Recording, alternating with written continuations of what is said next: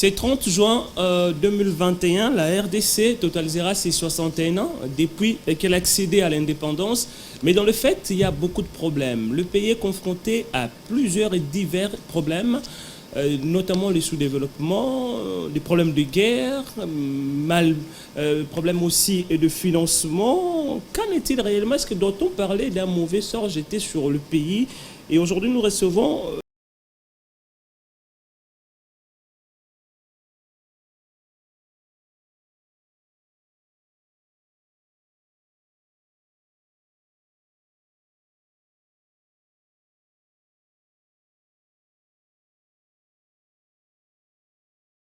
d'entretien sur votre chaîne. Honorable Gaston Kitenge, bienvenue. Merci, monsieur le journaliste. Vous êtes à l'aise quand on vous présente comme député national ou bien comme serviteur de Dieu? Je suis à l'aise ici quand on me présente comme serviteur de Dieu parce que je ne suis pas ici sur le plateau comme député. Comment vous présentez aussi, pour ceux-là qui ne vous connaissent pas? Je réponds au nom de Gaston Kitenge Kapalou. Je suis député national de la circonscription de Kolwezi dans la province du Lualaba. Je suis natif, je suis né en province du Lualaba. J'ai passé toute ma vie à Kolwezi et j'étais employé à la GECAMINE, j'étais employé dans l'entreprise minière multinationale de Glencore, KCC, où j'étais directeur.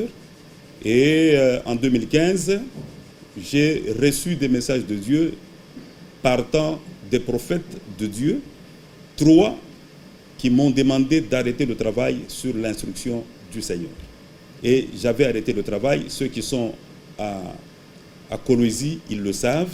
J'avais arrêté le travail et tout le monde m'avait considéré comme un fou. Mais parce que j'honorais Dieu, j'ai arrêté.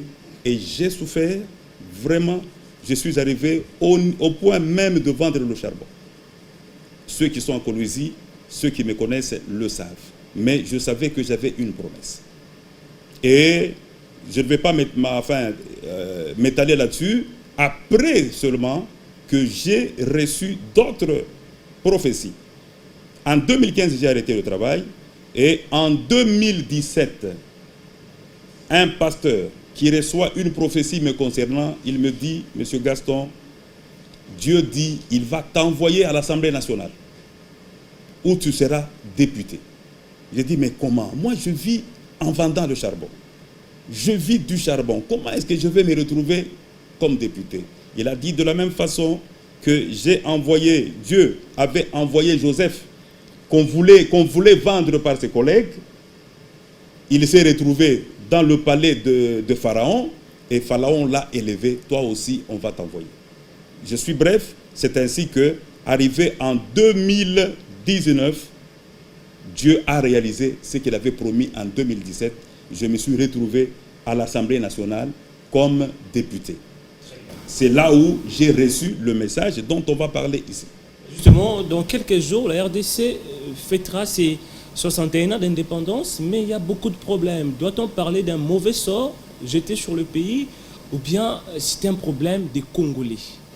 Ce n'est pas un mauvais sort jeté sur le pays. Mais le problème du Congo, c'est le Congolais lui-même. Mais le problème est beaucoup plus spirituel. Comment ça? Beaucoup plus spirituel. Je veux dire spirituel pourquoi? Parce que la délivrance, c'est-à-dire quand nous vivons, nous sommes dans une atmosphère spirituelle où soit vous êtes avec le diable ou soit vous êtes avec Dieu. Mais le Congo est sous l'emprise du diable qui voudrait que le Congolais ne se réjouisse pas de ses richesses. Et c'est dans ce plan-là que Dieu a entendu les pleurs des Congolais. Les Congolais nombreux sont en train de prier, mais la vie n'est jamais délivrée. Malgré les richesses que nous avons, les richesses qu'on ne peut même pas mesurer, qu'on ne peut même pas quantifier, mais nous demeurons pauvres parce que le diable, il nous met en esclavage et comme vous le savez, le diable ne peut pas se réjouir que vous vous réjouissez. C'est comme ça, c'est un problème spirituel. Malgré beaucoup d'églises que nous avons dans le pays, malgré beaucoup d'églises, effectivement, malgré beaucoup d'églises, vous remarquerez une chose. Et tout ça, Dieu en a parlé, on va entrer en détail. On a plusieurs églises. On a beaucoup de pasteurs, beaucoup d'églises, beaucoup de croyants. Mais vous remarquerez que le peuple congolais ne reflète pas la nature du croyant vis-à-vis des autres. C'est pourquoi on nous appelle le pays le plus corrompu. S'il y a du mal, c'est au Congo. Alors ça devait être l'inverse. Si on a eu des pasteurs qui ont produit des gens nés de nouveau, les gens nés de nouveau qui deviennent des créatures nouvelles, je pense que le Congolais n'aurait pas cette étiquette qu'on lui flanque, malgré les églises. Donc, il doit y avoir un réveil spirituel. Et c'est pratiquement l'objet même du message. Ce n'est pas encore le cas, ces réveils spirituels, même si les chefs de l'État, on l'a vu, au stade des martyrs, dédier les pays au Seigneur. Donc vous voulez dire que ces réveils-là tardent à arriver? Non, disons, c'est que le président a fait. D'ailleurs, je voulais vous informer que dans les visions que Dieu nous a montrées, Dieu a confirmé que le président Tshisekedi, il a investi suivant sa volonté. Ce qu'il a fait, c'est une inspiration. La première action solennelle après l'investiture, c'était de remettre le pays dans la main de Dieu. Et Dieu en avait parlé au messager de Binza en 2001, que le président qui viendrait pour amorcer le changement réunirait les serviteurs de Dieu et mettrait le pays dans les mains de Dieu. Ça a été dit en 2001. Donc ce n'était pas un fait du hasard. Mais ça ne suffit pas. C'est pratiquement l'exemple de Esdras. Quand on entre en Esdras 10, 2, Esdras avait fait l'alliance avec Dieu. Mais ce n'était pas suffi. Ce qu'il a fait, c'est comme Esdras. Maintenant, il a fallu, comme Esdras l'avait fait, appeler les serviteurs de Dieu, appeler tout le peuple, comme Esdras avait appelé tout Israël, leur a demandé d'abandonner leurs péchés et de marcher avec Dieu dans l'alliance que Esdras avait conclue avec Dieu. Et le peuple, l'Israël, avait juré que dorénavant, nous marchons avec Dieu. C'est fini. Quand le peuple s'engage, il marche avec Dieu, Dieu devient le Dieu de la nation. Dieu marche avec eux. C'est le cas. C'est pourquoi, pour compléter la vision politico-spirituelle du président de la République, Dieu a inspiré la création de la communauté chrétienne en communion fraternelle, dans une amour permanente, pour s'engager et marcher dans l'alliance, comme le président avait remis le pays dans les mains de Dieu. Ça veut dire reconnaître que Dieu est le Dieu de la nation. L'Éternel est le Dieu du Congo. En ce moment-là, nous serons le peuple sur qui son nom sera invoqué, conformément à 2e Chronique 7,14, où on dit le peuple sur qui son nom est invoqué, mon nom est invoqué, s'il s'humilie, s'il prie, s'il cherche ma face, s'il se détourne des mauvaises voies, laissez le mal congolais, je l'exaucerai du ciel. Mais pasteur, quelque part, il y en a aussi qui diront, ben voilà, aujourd'hui les pasteurs insistent sur la spiritualité, alors que les églises au Congo sont devenues justement cet opium du peuple. Les églises n'aident pas aussi les Congolais à travailler. N'est-ce pas? D'abord, pour ceux-là qui auront une telle conception de choses, que répondez-vous? Mais c'est ce que j'ai dit. Pour changer les gens, il faut d'abord que Dieu t'ait appelé. Parce que la parole de Dieu dit, la foi vient de ce qu'on entend. Ce qu'on entend de la parole de Dieu. La parole de Dieu qui vient de la bouche de la personne que Dieu a envoyée. Mais si Dieu ne t'a pas envoyé, il y a des pasteurs, vous les verrez par leurs fruits. Vous le verrez par leur vie. Et quand lui-même, le pasteur, n'a pas été appelé, il n'est pas justifié. il n'est pas baptisé du Saint-Esprit. Vous pensez qu'il va donner quel message qui va produire les gens justifiés, les gens qui sont nés de nouveau? C'est ça le problème. Il y a beaucoup de gens qui prêchent, qui ouvrent les églises juste parce qu'il a besoin de l'emploi. Même si les gens venaient à 2000, le fait que Dieu ne l'a pas envoyé, même s'il prêche la Bible, il lit la Bible, il peut faire des miracles qu'on va acheter par-ci, par-là. Les miracles qui ne sont même pas de Dieu. Ça ne va pas créer la transformation. Ça ne va pas créer le changement. Mais pour que le pays soit heureux, Proverbe 29:2 dit, lorsque le juste se multiplie, le peuple est heureux. Mais lorsque le méchant domine, le peuple gémit. C'est-à-dire au Congo, nous gémissons parce que le méchant domine. Dans une église, on peut avoir 3000 fidèles. Mais combien sont justes? Combien ils peuvent résister à la corruption? Combien ils ont l'amour envers l'autre? C'est peut-être 2 ou 3. Malgré les églises. C'est-à-dire, les pasteurs, nous devons nous reprocher. D'ailleurs, j'ai une vision de quelqu'un dans cette brochure ici qui avait dit, Dieu va susciter des serviteurs de Dieu qui iront au Congo pour réveiller les églises endormies. Et vous êtes parmi ces serviteurs. Voilà, je suis parmi ces serviteurs. Bon, avant de parler justement de la vision inspirée de Dieu pour la délivrance et les changements de la RDC, quel est le mystère caché de la passation du pouvoir dans notre pays? Voilà. Disons, Dieu ne fait rien sans annoncer à ses serviteurs, les prophètes. Ce qui est arrivé ici, Dieu l'avait annoncé pratiquement aux messagers de Biza, où certains, attendez, on peut lire rapidement pour ne pas perdre le temps. J'ai pratiquement tous les messages à partir de l'an 1500 qui parlaient du Congo. Il y a même des Blancs, il y a même des Congolais qui parlaient du Congo, de l'avenir du Congo. Et quelqu'un a dit que le Congo passera un long temps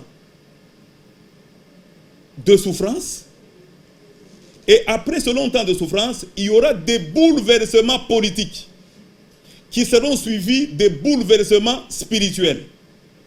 D'ailleurs, moi-même, dans les inspirations que nous avons eues, avant les consultations que le président de la République a amorcées, avant, Dieu nous avait déjà inspiré que lui, il a été choisi, mais son pouvoir sera divisé.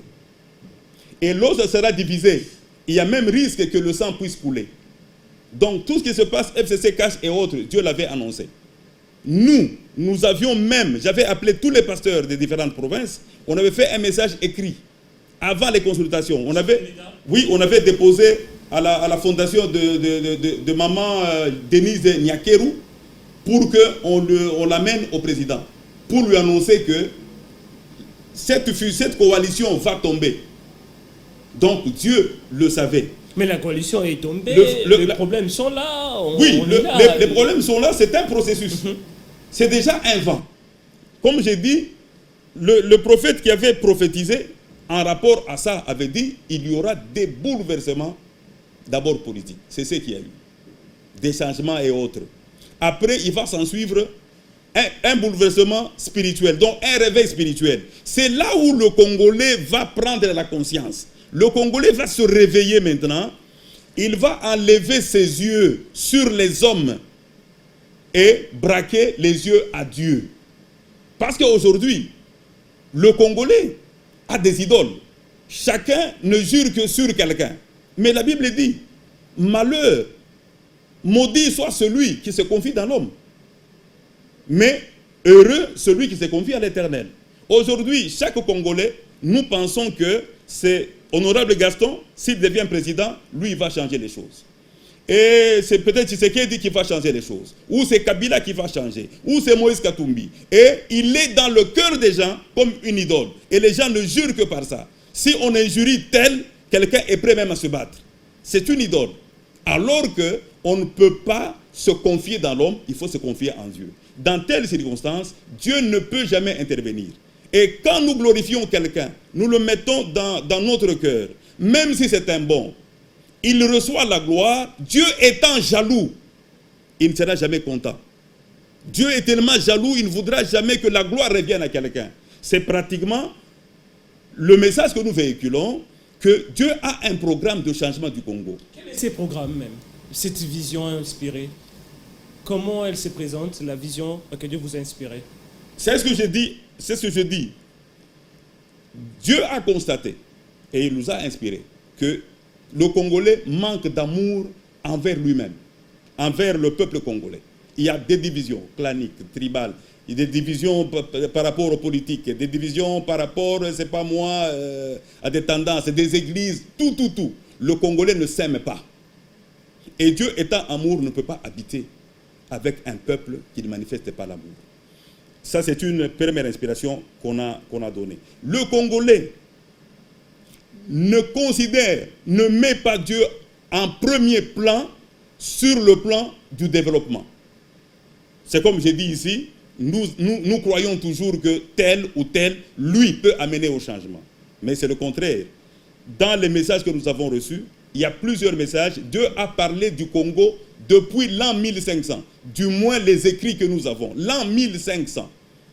Souvenez-vous, en 1500, Dieu a parlé à Nostradamus. Il dit, au cœur de l'Afrique, naîtra un fils de léopard. Après le fils de léopard, ça sera l'enfant d'un lion. Après l'enfant d'un lion, ça sera l'agneau. Mais c'était une prophétie. Après que Dieu nous a inspiré, on a compris. Au temps de Mobutu, le totem c'était le léopard. Quand Mouzé est venu, le totem c'était le lion. Mais quand Tshisekedi est venu, la première des intentions de remettre aux mains de Dieu, c'est le type de l'agneau. Vous voyez, en 1500, Dieu parlait du Congo. En 1700, il y a Donna Béatrice, qu'on appelle Kimpavita. En 1700, qu'est-ce qu'il a dit? Au cœur de l'Afrique naîtra une nation puissante qui va influencer le monde entier en son temps. Au cœur de l'Afrique. Quel est le pays qui est au cœur de l'Afrique? C'est le Congo. Kimbangu a dit. Kimbangu a dit, c'était en 1944, dans 16 ans, le prophète Kimbangu, que les gens négligent. Mais il a parlé. Dieu l'a inspiré. Dans 16 ans, le pays sera indépendant. Le pays a été indépendant, effectivement, après 16 ans. Le premier président ne va pas faire longtemps, on va le tuer. C'est Kassavubu. Kimbangu l'avait dit. Le deuxième président, il sera chassé par les hommes. C'est Mobutu. Vomi et chassé. Le troisième président ne mettra pas longtemps.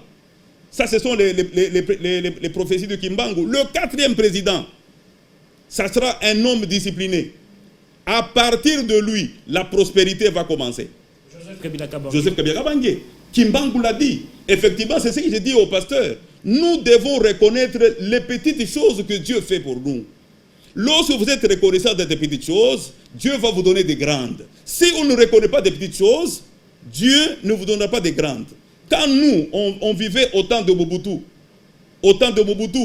mais nous allions à l'école à pieds nus. On allait à l'école avec des culottes, avec lambeaux, avec les objets classiques dans les sachets. On ne pouvait pas trouver autant de vélos qu'on en trouve ici. Acheter un vélo, c'était vraiment très... Les gens ne pouvaient pas construire. Mais aujourd'hui, quand on regarde à l'époque de Kimbangu lui-même mettait un pagne là-bas. À l'époque de Kimbangu, jusqu'ici, c'est le début de la prospérité. Mais ce n'est pas ça que le Congolais devait attendre. C'est pourquoi il a fallu que nous passions dans un temps de souffrance. C'est Dieu qui a créé le vouloir le faire dans le président. Parce que toute autorité vient de Dieu. Et c'est Dieu qui crée le vouloir le faire. Il fallait faire ce qu'il a fait avec Joseph Kabila pour que nous souffrions. Pour que nous souffrions, de manière à ce que le peuple congolais se dise finalement, on est fatigué avec les gens, tournons le regard vers Dieu. En ce moment-là, Dieu agit comme le Dieu des nations. Comme c'est dit en Psaume 33, 12, que heureux la nation dont l'Éternel est Dieu. Alors le plan de changement, comment il se présente? Voilà. Maintenant, le plan du changement. Dieu a donné des étapes. Dieu a inspiré des étapes. La première étape, c'est d'abord reconnaître les messages que Dieu a envoyés. Dieu a parlé, je vous ai cité quelques personnes. Dieu avait annoncé qu'il changerait le Congo avec la parole de Dieu.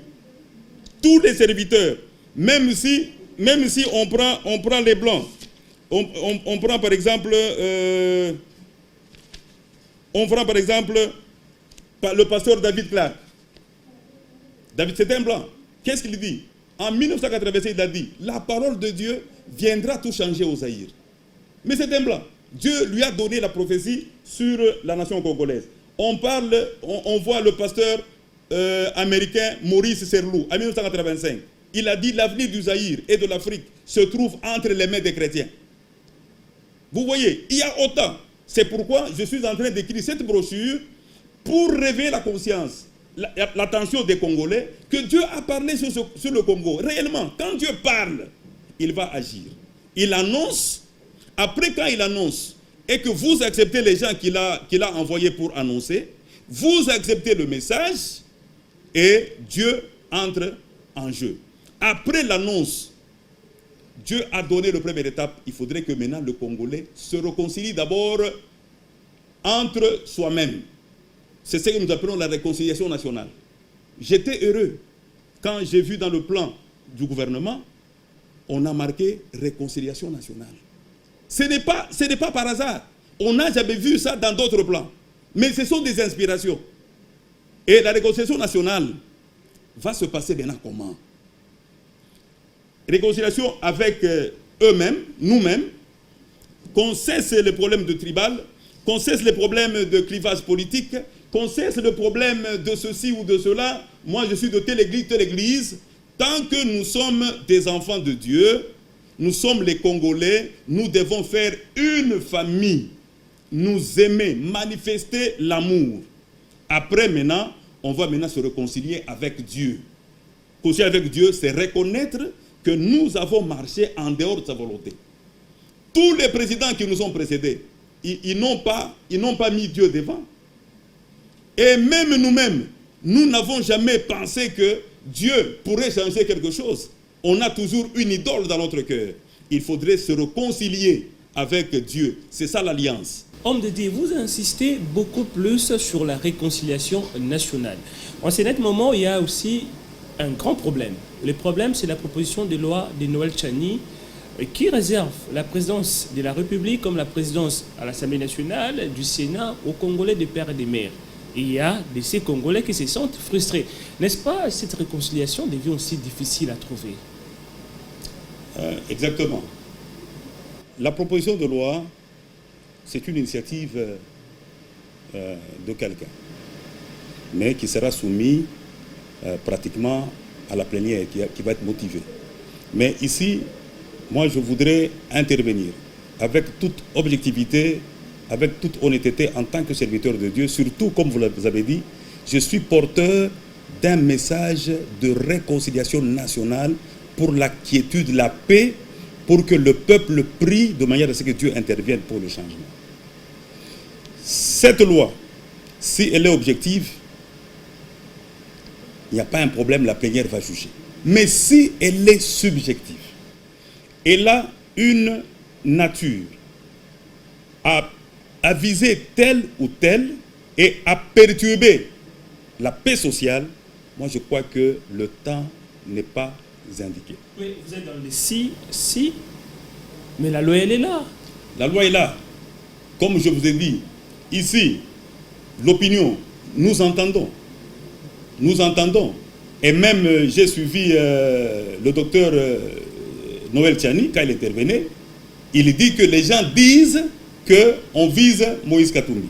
Effectivement, tout le monde sait que les leaders d'opinion, parmi les leaders d'opinion, il y a les Moïse Katumbi, il y a les Tshisekedi, il y a les Mbemba, il y a les autres, mais la personne qui est exposée à cette loi, c'est Moïse Katumbi. Parce que justement, voilà. Vous voyez maintenant Moïse Katumbi avec son poids politique, Moïse Katumbi avec sa popularité, et une loi pareille, ça va créer des casses.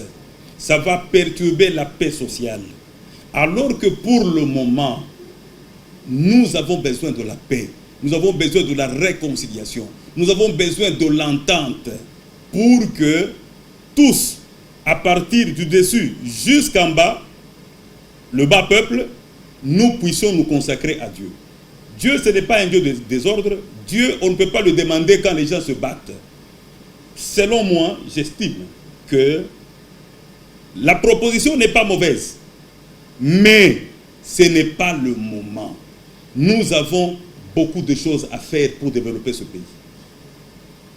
Si quelqu'un, on le reconnaît à double nationalité, et que nous estimons qu'il ne va pas servir le pays, mais la base va trancher. Les gens ne vont pas le voter. Vous voyez, c'est-à-dire, la loi ne peut pas être subjective. La loi doit être objective. Comme pour les cas, elle est subjective. Surtout pour le cas, malheureusement, cela est tombé au mauvais moment, où il y a des remous. Certains disent, oh, on est en train d'attaquer tel, mais je crois que c'est le moment de faire table rase, de pouvoir s'occuper de l'essentiel. Il y a beaucoup de réformes qu'on doit faire dans ce pays. Il y a beaucoup d'efforts de changement de mentalité qu'on doit faire avant de penser à tout cela. Moi, je pense que, pour moi, le temps n'est pas favorable. Ça, je le dis en tant que serviteur de Dieu, parce que l'Esprit de Dieu, c'est un esprit de paix. Quand quelque chose va ramener, va faire partir la paix, moi je pense que même le Saint-Esprit, même Dieu lui-même ne l'approuve pas. Ce n'est pas le moment, le temps n'est pas indiqué. Je crois qu'il faudrait qu'on fasse les choses au bon moment. Parce que nous risquons d'avoir des remous ça et là, les gens qui manifestent là, ainsi de suite. Et ça va empiéter sur... ça va nous amener à rien, pratiquement. Et puis, qui sait qui sera président le mandat prochain? Qui savait que le président Tshisekedi serait président? Mais pourquoi on va se battre? Parce que Dieu lui-même, dans son plan, il sait qui sera président. Moi, je pense que si quelque chose ne va pas aider le peuple, c'est juste au niveau des leaders. Moi, je pense que ce n'est pas le moment. Je ne dis pas qu'on a visé quelqu'un, mais ce qui ressort, ce que nous entendons, la manière dont la masse prend les choses, on se dit on vise tel, on vise tel. À partir de ce moment-là, si c'est moi, Gaston Kitenge, j'étais visé, cette loi passerait, parce que moi-même, je n'ai pas la popularité.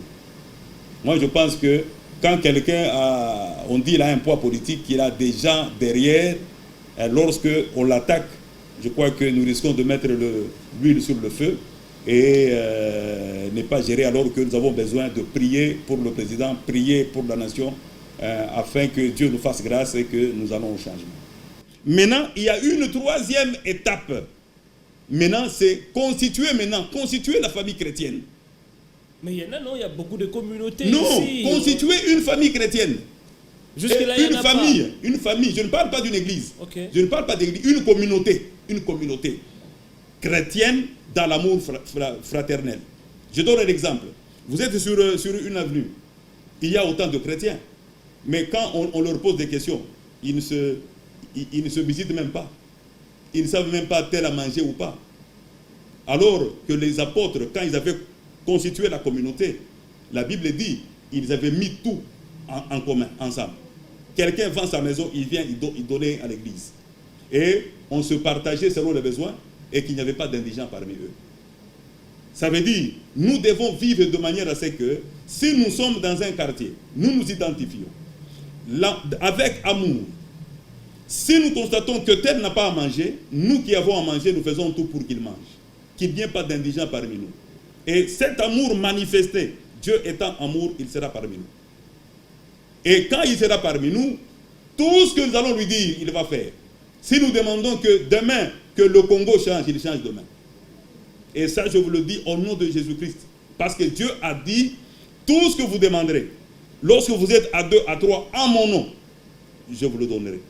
Tant qu'il n'y a pas encore Maintenant, le Congolais actuellement n'est pas capable de faire une prière pour toute la communauté congolaise, parce que nous sommes tellement divisés. C'est pourquoi Dieu a inspiré la création de cette fondation que nous sommes en train de présenter pratiquement, qui est la fondation chrétienne d'intercession et de social, axée sous l'amour de Jésus-Christ. Et cette fondation, c'est juste une communauté. Okay. Ce n'est pas un mouvement, c'est juste une communauté. Appeler les Congolais à vivre dans l'harmonie, dans l'amour. Hein? Quand vous voyez votre frère, vous avez les compassions envers lui. Quand il souffre, il faut s'aider. Aujourd'hui, regardez, il y a sur la route là-bas des mamans qui demandent Sunga aveugle, Sunga aveugle. Mais regardez l'attitude que nous présentons. Nous avons l'argent et nous ne pouvons même pas aider ces gens. Quel amour! Si tu ne sais pas faire ça pour ton frère là-bas, est-ce que tu vas le faire pour Dieu? Et quand on lit Matthieu 25, 31, 41, il dit, après, quand Jésus descendra sur le trône, les rois, les présidents vont aller le rencontrer. Il sera sur le trône de David.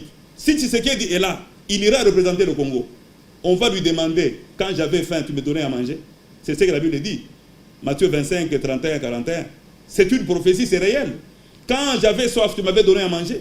Ça veut dire quoi? Quand les gens sont en train de souffrir, le gouvernement s'en occupe. Quand les gens sont en train de souffrir, nous-mêmes, leurs frères, nous nous en occupons. Les veuves et les orphelins, est-ce que nous les prenons en charge? Quand quelqu'un fait un orphelinat, il fait du commerce. Quand les Blancs vont voir, il envoie des photos, on lui envoie, c'est pas moins 500 000 $, mais il va bouffer 49 000 $, et il va donner 1 000 $ aux pauvres. Et Dieu bénit ces gens-là qui font ça. C'est ce que Dieu a demandé comme sacrifice, en plus de l'alliance, en plus de marcher avec lui, que le Congolais supporte ses veuves lui-même pour avoir toutes les bénédictions qui vont à l'étranger. Donc si les Congolais n'arrivent pas à mettre en pratique toutes ces observations, la situation le Congo ne changera pas. Le Congo ne changera pas. Peu importe les promesses, on va changer de président. On va changer de président. Vous avez remarqué, quand on avait comme président Mobutu, qu'est-ce que les gens disaient? Il n'a pas étudié. Après, il s'est entouré de grands professeurs, tout et tout et tout. Après, c'était des grands savants congolais qui géraient. Un professeur de finances, d'économie, tout ça, on le met au gouvernement, fiasco, zéro. On s'est dit non, les gens qui ont étudié, ce sont des gens qui sont corrompus. On a cherché les serviteurs de Dieu. On n'a pas vu les monseigneurs conduire, tout ça. On n'a pas vu ainsi de suite. Rien. Maintenant, il faut se dire qu'il faudrait que Dieu vienne délivrer le peuple congolais. Et Dieu a promis. Dieu l'a dit. Si nous lisons, si on avait le temps, on pouvait lire pratiquement tous les messages à des temps différents. Okay. C'est le même message. Dieu lui-même viendra changer le Congo avec la parole de Dieu. Et la parole de Dieu, c'est l'amour. Même si cette parole est aussi enseignée dans des églises, dans des bus, dans les marchés, par-ci, par-là. Mais voilà. Elle n'a toujours pas d'effet. Je vous dis par rapport à ça. Okay. Dieu est vraiment, quand il fait son plan, il donne son plan, il donne avec tous les détails. Vous allez vous imaginer que Dieu a donné même 12 ordonnances. 12 ordonnances. Spécifiques, taillées sur l'homme congolais. Ce qui va servir d'enseignement. Vous pouvez les citer, non? Et à partir de ces enseignements-là, si ça se fait avec la puissance du Saint-Esprit, le Congolais sort après l'enseignement transformé, né de nouveau. Si on le met Premier ministre, il va utiliser tout le budget du gouvernement pour la population. La première ordonnance, Dieu ne fait pas des choses en tâton. Dieu a annoncé, cette vision, j'ai dit, Alain Moloto l'avait. Dieu a annoncé avant. Mais cette fois-ci, Dieu voudrait concrétiser. Il a donné tous les détails, même les étapes, même les enseignements à donner. Et la première ordonnance, croire avec tout cœur que l'Éternel Dieu créateur est l'unique puissance qui délivre la nation congolaise et ne pas avoir d'autres dieux. C'est-à-dire se débarrasser des dieux que nous avons, des dieux de francs-maçons, les dieux des cancars, les dieux des sorcelleries. avoir un seul Dieu. Comment sera possible? Voilà. Comment sera possible? Voilà. Deuxième ordonnance. Nous engager fermement dans l'alliance nouvelle avec le Seigneur. Tout-puissant, s'engager dans l'alliance. Dire, Seigneur, le peuple, la population, dire, Seigneur, nous confessons, nous allons marcher avec toi, tu seras notre Dieu. Troisième ordonnance, nous humilier devant l'Éternel, prier sans cesse, rechercher sa face et revenir de nos mauvaises voies. Laisser les mentalités congolaises, laisser d'injurier les autorités, laisser de châtier l'étranger. Parce que tel n'est pas de la province, on le maltraite. Donc tout ce qui est comme mauvaise chose congolaise à abandonner.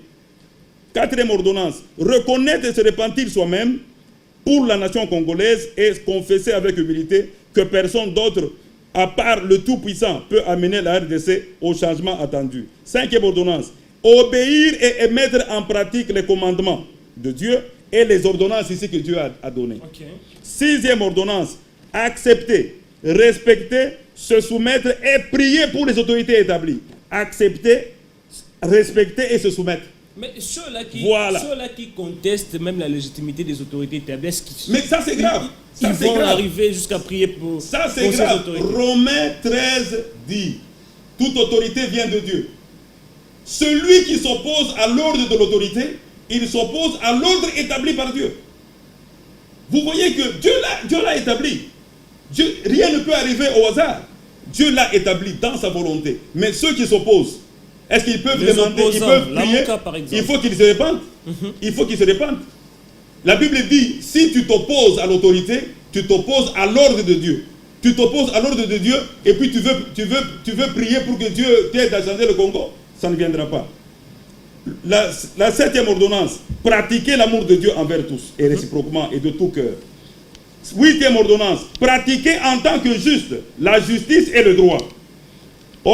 Neuvième ordonnance, pratiquer quotidiennement la communion fraternelle. C'est ce que j'ai dit. Nous devons même dans nos quartiers qu'on voit que le Congolais a de l'amour. Comme cela se passe dans des villages, dans certaines provinces. Quand on voit des visiteurs passer, on les arrête, on les amène dans le village, on leur donne à manger. Mais faisons ça pour nous-mêmes, pour que l'amour de Dieu se manifeste. Aujourd'hui, le Congolais voudrait, lui, manger même toute une table et laisser son voisin ne pas avoir même une goutte d'eau à boire. Si l'enfant du voisin vient ramasser juste par terre, cet enfant là-bas, on lui envoie le chien. Et vous voulez que Dieu change le Congo? Dieu ne va pas changer. Neuvième ordonnance. Et dixième ordonnance, s'acquitter obligatoirement et honnêtement de toutes les obligations citoyennes. Les taxes. Les taxes. Même si on est mal payé, même si on est mal payé. On doit payer ça. Même si on est mal payé. Ça n'a pas de condition. À César, ce qui est à César. On avait posé à Jésus. Est-ce qu'on va payer l'impôt? Il a dit, mais qu'est-ce que vous avez dans la main? À César, c'est César, payez. Même si nous devons être fidèles à Dieu, qui nous demande d'être fidèles à ses ordonnances, à sa parole, pour que Dieu agisse. On donne, on fait ce qui est juste d'abord, et le reste, Dieu va s'en occuper. Alors, à votre niveau, quelles sont les actions prévues pour justement la mise en pratique des... Je suis presque à la fin. Oui, très bien. Et puis, 11e ordonnance. Éviter et lutter contre toute forme de corruption et toute participation directe ou indirecte. Le Congolais, la corruption, ce n'est pas seulement les chefs. Le peuple regarde les autorités, mais la corruption commence à la base. Commence à la base. Quand il y a un taxe au marché de 5 000, mais vous venez, on vous dit, maman, payez 5 000, vous payez 3 000. Est-ce que vous ne participez pas à la corruption? Vous participez. Parce que celui qui prendra les 2 000 là-bas, il ne va pas les amener dans le trésor public. Et quand nous payons les taxes, est-ce que nous exigeons le reçu? Est-ce que nous contrôlons si l'argent que nous payons arrive? Donc nous contribuons d'une manière ou d'une autre. Vous êtes dans un cabinet, vous êtes dans un bureau. Votre chef est en train de voler, s'enrichir d'une manière illicite. Mais vous ne le dénoncez pas. Selon la Bible, vous participez. Vous participez à la corruption. Mais en tant que chrétien, la Bible nous dit, nous ne devons pas craindre ce qui va tuer le corps. Même si cela va te coûter le licenciement, tu dois dénoncer si quelqu'un dans ton bureau est en train de voler. Si tu ne dénonces pas, c'est un silence coupable. devant Dieu, tu participes à la corruption. C'est pourquoi les gens doivent être enseignés. Et quand Dieu a donné ses ordonnances, il a même donné les versets sur lesquels on va s'appuyer pour enseigner. Vous voyez que c'est une vision profonde. C'est un mystère.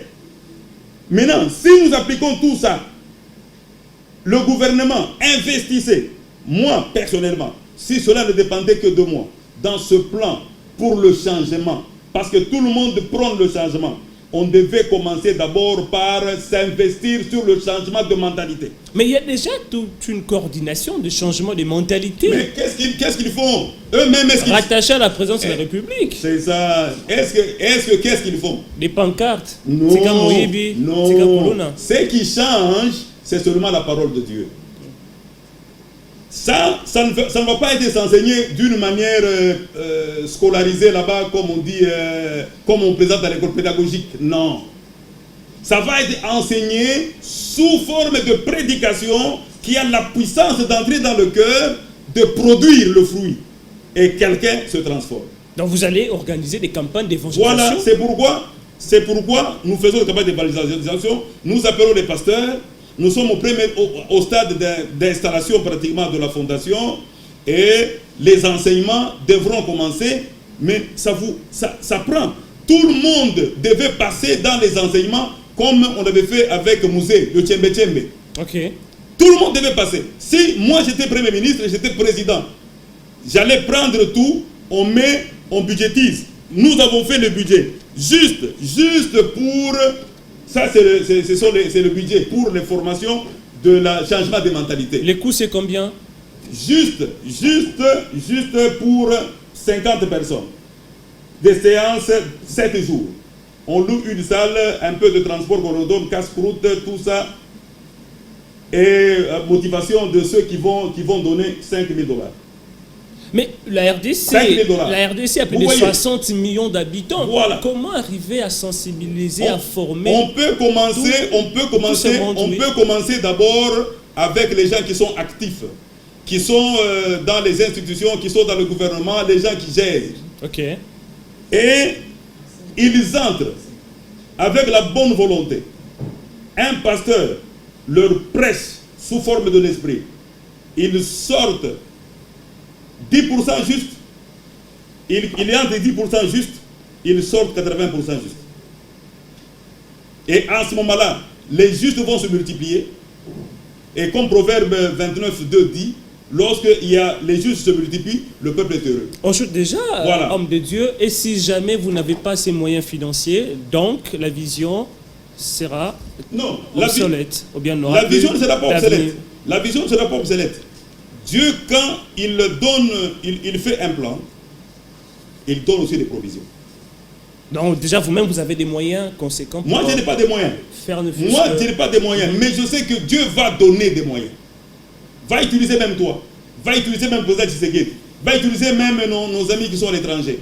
Parce que le Congolais doit passer dans l'école spirituelle de changement de mentalité.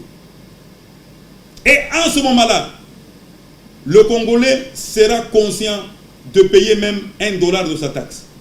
Ça va contribuer au budget de l'État. Aujourd'hui, personne ne peut accepter, même si on crée des écoles, même si on sensibilise, même si on crée le module là-bas d'anticorruption, de ceci, même de cela. Si rien. La coordination de changement de mentalité. Coordination de mentalité, rien. Qu'est-ce qu'ils font? On les a même sur le terrain. Les prières. Ils organisent des prières pour la nation. Non, mais les prières pour la nation, mon cher, vous pensez qu'on peut faire les prières, on est au plateau, on se met là-bas au plateau, à 5 à 6, on prie. Non, quand même, respectons Dieu.